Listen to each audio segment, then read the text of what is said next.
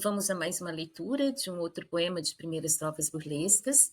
Como está a sua leitura?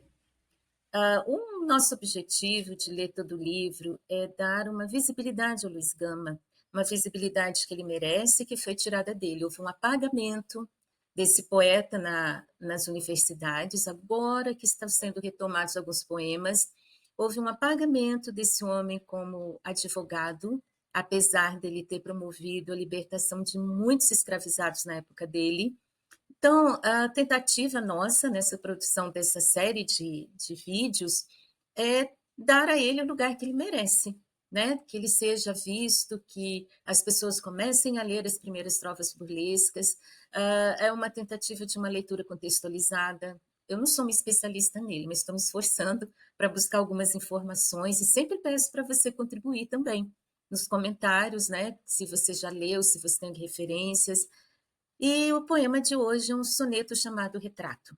Óbvio que a primeira referência que vem à nossa memória é o poema da Cecília Meirelles, Retrato, que ela vai falar do envelhecimento, né? E aqui, curiosamente, também é isso que ele vai falar. Porém, na contramão do poema da Cecília, que aceita a idade, aceita o envelhecimento, acha um privilégio, né? Que a ruga dá um ar de inteligência.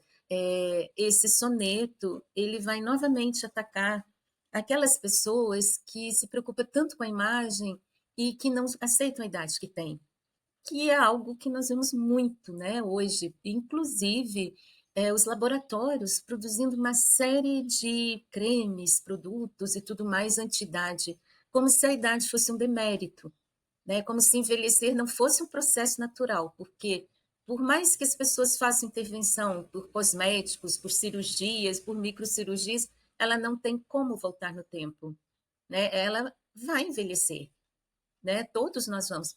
Então, é isso aqui que ele vai apontar aqui, né? O exagero nessa tentativa de negar a idade e de tentar rejuvenescer ridiculariza, né, as pessoas. Então, vamos ao soneto. Algo que eu tinha dito que eu não ia fazer, mas eu não resisti, né? Marquei as rimas, é um decassílabo, como vocês podem ver pelo esquema de rimas, um decassílabo heróico. Não fiz a escansão aqui, tá, gente, para mostrar para vocês, mas eu fiz a contagem. É decassílabo, sim. E o soneto vai descrever, realmente é um retrato, né, de uma pessoa que ele vai descrever, uma mulher. E ele começa dizendo que ela é renga, magricela e presumida, ou seja, burra, magrela e convencida, né? Traduzindo para o nosso português do dia a dia. Uma pele muxiba engrovinhada. A muxiba é aquilo que murcha, né? Por exemplo, a gente fala do pão amanhecido e que fica meio chiclete, vamos dizer assim, a gente chama de muxiba. O corpo é de sumaca desarmada, né? Sumaca é uma carne seca, ou seja, um corpo muito magro que parece que ressecou, né? A cara de muafa mal cozida, ou seja, é de uma muafa era uma colcha feita de retalhos, então é algo mal costurado. Nós temos aqui três elementos que eu destaquei, que eram muito valorizados no século XIX: a pele, né? O corpo e a cara, né? Então a pele propõe no geral, né? Mãos, pescoço, colo e o rosto, que também era muito observado naquele período, né? Dessa descrição, ele faz da pele, ele vai para o rosto e do rosto ele vem para a perna de forquilha retorcida, aí os ombros de cangalha um tanto usada, ou seja, cangalha é aquilo que junta os bois, né? Que coloca no boi para arar a terra e tudo. Se é uma cangalha usada, então ela tinha os ombros caídos. E aí ele volta para o rosto, a boca. Se a boca de ratões grata morada, ela deveria estar com os dentes todos estragados, né? E nós sabemos, por exemplo, que a função do leque nesses séculos anteriores, antes dos dentistas, né, era para não permitir que o mau hálito das mulheres chegasse até os homens e para esconder os dentes estragados. Não tinha creme dental, né? Não tinha nada. Para vocês terem uma ideia, o creme dental vem depois da Primeira Guerra, para preservar, né, os dentes, que até a Primeira Guerra Mundial quando os homens iam para o campo de batalha, eles tinham os dentes todos extraídos e usavam uma prótese para não sofrer dor de dente, para que nada interferisse, né? Então, esse privilégio que nós temos hoje do dentista, na época não existia muito menos no creme dental. E aí ele vai, nesse retrato, falar de um cão leproso, ou seja, era um cão adoecido, né? E ela, querendo passar por moça, ela usava um exagero de creme. Na época era feito com gordura de carneiro, né? E aí ele vem para a vestimenta dela.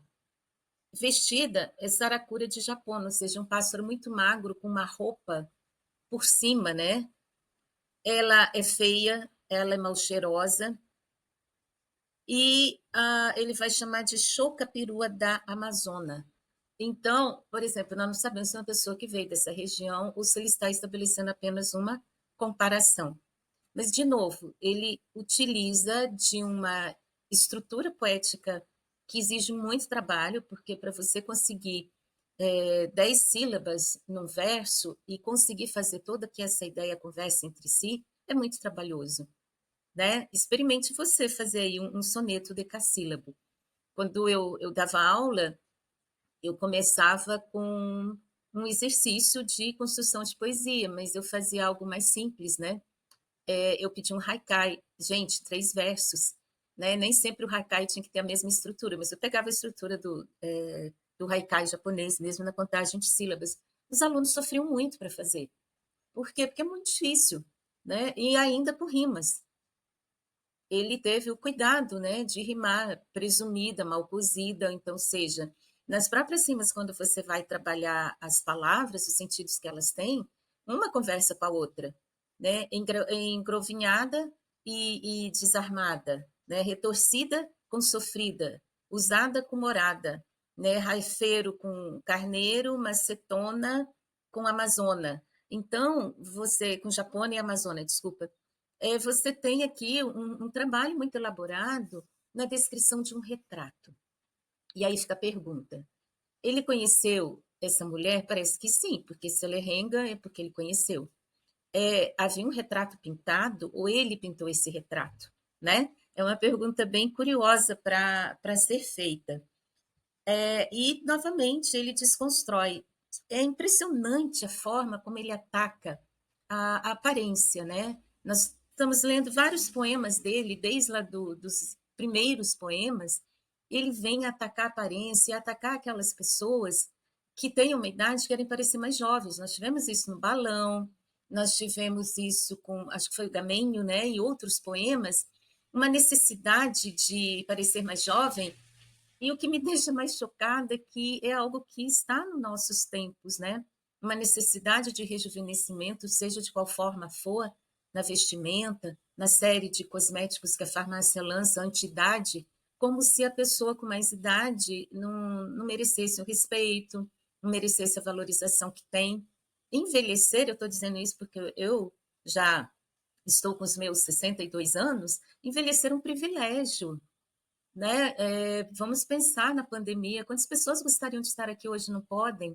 Então, é um privilégio envelhecer, é uma parte da nossa vida, é um processo que todos nós vamos passar. Então, por que negar isso? Né? Por que querer parecer ser o que você não é? Então, eu achei assim fantástico. E aí eu fui imaginar o retrato, coloquei algumas descrições e pedi para a inteligência artificial. Temos aqui 3. A primeira tem uma senhora com um rosto muito sério, né? Mas com uma vestimenta de uma combinação bem duvidosa de cores, né? Um penteado também, que numa tentativa de rejuvenescer. A imagem 2, nós temos uma mulher também do século XIX, com uma vestimenta, e você não consegue nem dizer ao certo a idade que ela tem, também muito magra. E na terceira imagem também nós temos uma mulher, uma vestimenta de gosto duvidoso, um arranjo de cabelo também um tanto de mau gosto, né? E aí, qual dessas você elege para ser a mulher daquele retrato? Depois que você der o seu voto, eu conto qual foi a minha. Combinado?